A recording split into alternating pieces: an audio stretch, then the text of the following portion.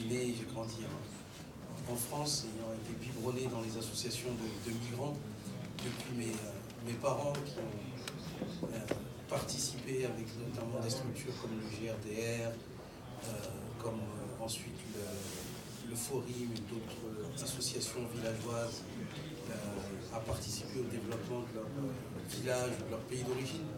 Pendant bon soninké, on est aussi biberonné à faire en sorte qu'on s'intéresse à son village. On a un petit village près de Bakel, dans la vallée du fleuve Sénégal. Et bien évidemment, on prend le virus de s'intéresser à ce qui concerne notre village d'origine, nos pays d'origine, nos zones d'origine, et à s'impliquer pour voir dans quelle mesure on peut apporter une valeur ajoutée au travers de nos compétences. Donc la question de la diaspora, pour moi, c'est une question presque fondamentale parce qu'elle détermine mon engagement professionnel, universitaire, personnel, mon retour en Afrique. J'ai travaillé pour le ministère français des Affaires étrangères et ensuite j'ai choisi de prendre la casquette africaine puisque je suis multinationale et binationale en particulier au Sénégal pour accompagner les politiques PSIF. Donc aujourd'hui je dirige l'ADPME, l'Agence pour le développement et l'encadrement des petites et moyennes entreprises. Et le propos dans le débat, c'est comment est-ce que on permet en fait de construire, il y a un mot qui a été dit, la confiance entre les acteurs.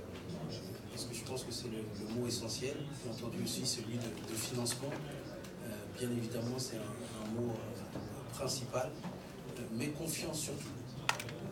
On peut parler de technique, mais avant tout, comment est-ce que les uns et les autres sont en mesure de se faire confiance pour arriver à monter des dossiers ensemble. C'est ce que la diaspora, les associations de la diaspora arrivent à faire en se connaissant les uns les autres. Et c'est la passerelle qu'ils essayent de mettre en place avec les autorités locales sur les territoires pour essayer de développer leurs projets. L'ADPME, c'est une agence qui accompagne les entrepreneurs, quel que soit le stade de vie de son entreprise.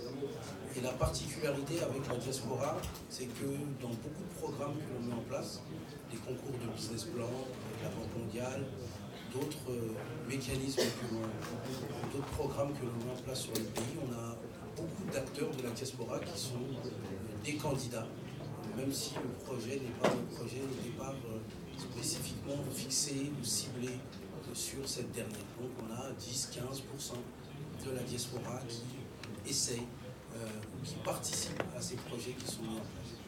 Et il se trouve qu'il y a un ancien projet qui caractérise la coopération entre le Sénégal et la France dans le domaine de la diaspora, le PAISD, le programme d'appui aux initiatives de solidarité et de développement, co-développement aussi, comme ça ailleurs, qui historiquement appuie les associations de la diaspora dans leur territoire d'origine et dans les projets de développement local.